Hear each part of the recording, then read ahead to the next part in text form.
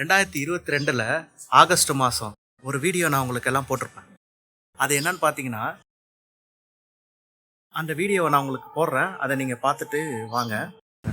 தொடக்க நூல் 1ஆம் அதிகாரத்தில் பார்த்தீங்கன்னா, கடவுள் ஒளி தோன்றுக என்று சொன்னார். ஒளி தோன்றிட்டு அது நல்லது என கண்டார் போட்டிருக்கு. அதே போல் 1ஆம் அதிகாரத்தில் 16வது வசனத்தில் பார்த்தீங்கன்னா, கடவுள் இரு ஒளிப்புலம்புகளை தோன்றினார். அதில் பெரிய ஒளிப்புலம்பு பகலை ஆள்வதற்கும் சிறிய ஒளிப்புலம்பு இரவை ஆள்வதற்கும் உருவாக்கட்டும் என்று சொன்னால் உருவானுச்சு. அதே போல் வான் விண்ணுலகில் நட்சத்திரங்களையும் விண்மீன்களையும் படைத்தார். அது மண்ணுலகிற்கு ஒளி தருவதற்காக இருக்கட்டும் சொல்லி அதை உருவாக்கிட்டார். அப்போ சர்வ வல்லமையுள்ள ஹயா கடவுள் பார்த்திங்கன்னா எல்லாத்தையுமே படைச்சிட்டாரு. அதுலேருந்து வந்த அவரோட ஒளியிலேருந்து வந்த ஒரு சிறு துகள் தான் பார்த்திங்கன்னா இந்த சூரியன். இந்த சூரியன் பார்த்திங்கன்னா அதோட வேலையை ரொட்டேஷன் பண்ணிக்கிட்டே இருக்குது. பார்த்திங்கன்னா அப்படியே சுற்றிக்கிட்டே போவோம், அடுத்த நாட்டுக்கு போவோம், திருப்பி நம்ம நாட்டுக்கு வரும். அதோட வேலை வெளிச்சம் தருது. இந்த சூரிய வெளிச்சம் இல்லைன்னா நம்மளால் வாழவே முடியாது, எந்த உயிரினமும் வாழ முடியாது. இந்த சூரிய ஒளியால் தான் உலகமே இயங்கிட்டு இருக்கு. இது எல்லாமே உங்களுக்கு தெரியும், இதை நான் சொல்ல தேவையில்லை. அப்போ இந்த சூரிய ஒளியிலேருந்து மக்களுக்கு பயன்படுற மாதிரி ஏதாவது ஒன்று உருவாக்கட்டுமே அப்படி சொல்லி யோசிச்சேன். ஏன்னா இந்த சூரிய ஒளியில் கடவுளோட பவர் இந்த சூரியன்ட்டு இருக்குது. ஏன்னா அவர்கிட்டருந்து பிரிஞ்சு வந்தது தானே. அதனால் இதில் நிறையா சக்தி இருக்கனால இந்த ஒரு ஒளியோட சக்தியை ஏன் வீணாக்கணும் இந்த பவரை அப்படி சொல்லி நான் யோசித்து ஒரு புதுசாக ஏதாவது ஒன்று கண்டுபிடிக்கிறேன்னு சொல்லி நான் ஒரு ஆராய்ச்சியில் ஈடுபட்டேன். அது ரொம்ப நாள் ஆராய்ச்சியில் ஈடுபட்டு இப்போ தான் நான் அதை நான் தெளிவாக எல்லாத்தையும் ரிசர்ச் பண்ணி கண்டுபிடிச்சிட்டேன். அந்த ரிசர்ச்சிங்கில் பார்த்தீங்கன்னா அது மேக்ஸிமம் ஃபுல்லாக நான் முடிச்சிட்டேன். அடுத்த வாரம் இல்லை அடுத்த மாதத்துக்குள்ளே நான் இதை முடித்து உங்களுக்கு நான் உங்களுக்கு காட்டுவேன். இதில் பார்த்தீங்கன்னா மக்களுக்கு பயன்படணும் மாதிரி தான் நான் அதை கண்டுபிடிச்சிருக்கேன். சாதாரண ஏழை மக்களுக்கும் இது போய் சேரணும். சில பேர் வாங்குறதுக்கு வசதி இல்லாதனால அவங்களாம் ரொம்ப கஷ்டப்படுவாங்க. அதுவும் பண்ணும். பிற்காலத்தில் ஒரு 10 வருஷம் 20 வருஷத்தில் என்னோடய கண்டுபிடிப்பு பார்த்திங்கன்னா உலகத்தில் எல்லா மக்களுக்கும் மிகுந்த பயனுள்ளதாக இருக்கும்.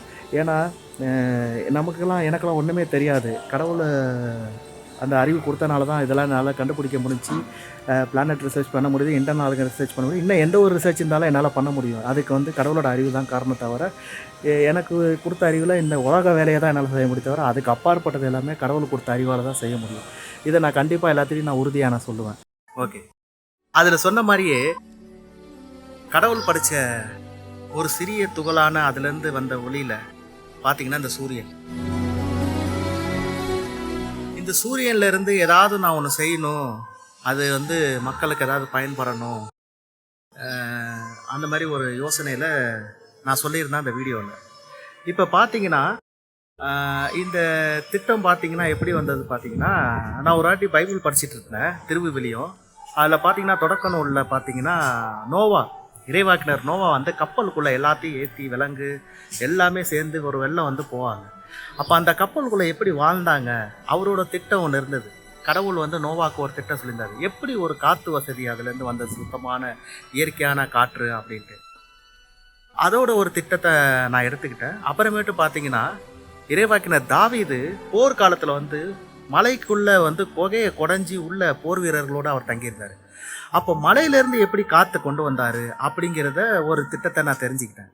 இறைவாக்கினர் நோவாவோட திட்டத்தையும் இறைவாக்கினர் தாவீது திட்டத்தையும் பயன்படுத்தி தான் நான் இந்த வெளியில் உள்ள இயற்கையான காற்றை எந்தவித மின்சார செலவு இல்லாமல் அதை ஒரு சூரிய ஒளியை கொண்டு எப்படி வீட்டுக்குள்ளே சுத்தமான காற்றை கொண்டு வரணும் அப்படி சொல்லி நான் ரொம்ப நாளாக ஒரு யோசிச்சு ஒன்று ரெடி பண்ணேன்.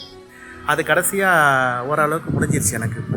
அப்போ பார்த்தீங்கன்னா இந்த யோசனை எல்லாமே எங்கே இருந்தது பார்த்தீங்கன்னா, சர்வ வல்லமை உள்ள ஹயா கடவுள் தான் எல்லாத்துக்குமே காரணம். ஏன்னா அவர் தான் இறைவாக்கினர் நோவாக்கும் ஐடியா கொடுத்தாரு, இறைவாக்கினர் தாவீதுக்கும் ஐடியா கொடுத்தாரு.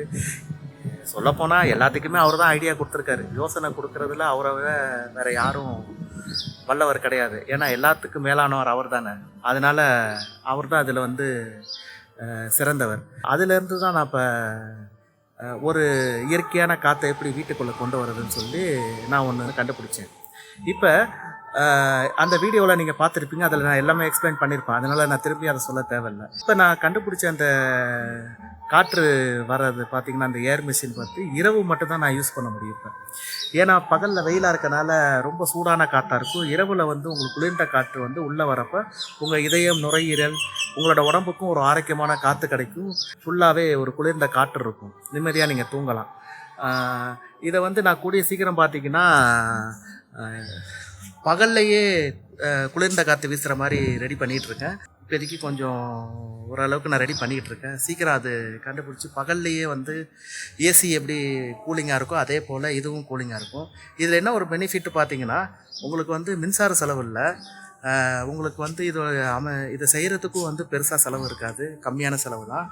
ஏற்கனவே அந்த வீடியோவில் சொன்ன மாதிரி எல்லா மக்களும் வந்து ஏழை மக்கள்லாம் சில பேரால் என்னடா ஒன்றும் பண்ண முடியலையே இப்படி இருக்கே சொல்லி ரொம்ப அவதிப்பட்டுருப்பாங்க. இது அவங்களுக்காக கண்டுபிடிச்சது, யார் வேணாலும் யூஸ் பண்ணிக்கலாம்.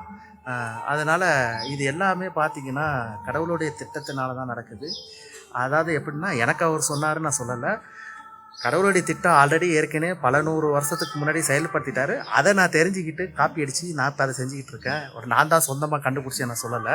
சர்வ வல்லமையுள்ள ஐயா கடவுள் நினச்சா எது வேணாலும் ஆக முடியும். நான் எப்பவும் அதான் சொல்கிறேன், உலக அறிவில் யோசிக்காமல் கடவுளோட அறிவில் யோசிங்க. கண்டிப்பாக உங்களுக்கு வந்து எல்லாத்தையும் கடவுள் வெளிப்படுத்துவார். கடவுள் ஞானத்தில் நீங்கள் செயல்பட்டீங்கன்னா இந்த உலகத்தில் நீங்கள் எவர் வேண்டுமானாலும் யாராக வேணாலும் மாறலாம். இதுக்காக நீங்கள் வந்து ஒர்க் அவுட் பண்ணி படிச்சுட்டு, நான் பல ரிசர்ச் புக்கெல்லாம் படித்து ஒரு சாக போகிற மனுஷன்தான் கையெழுத்து போட்டு நான் வந்து பட்டத்தை வாங்கணும்னு அவசியம் கிடையாது. கடவுள் கையெழுத்து போட்டால் போதும், எவர் வேண்டுமானாலும் யாராக வேண்டுமானாலும் ஆகலாம். அதனால் நீங்கள் யார் வேணாலும் ஏதாவது ஒரு புது முயற்சி செஞ்சால் செய்யுங்க. கடவுளோட ஞானத்தில் செய்யுங்க. கடவுளை உங்களுக்கு எல்லாத்தையும் வழி அமைச்சு தருவாங்க. God bless you.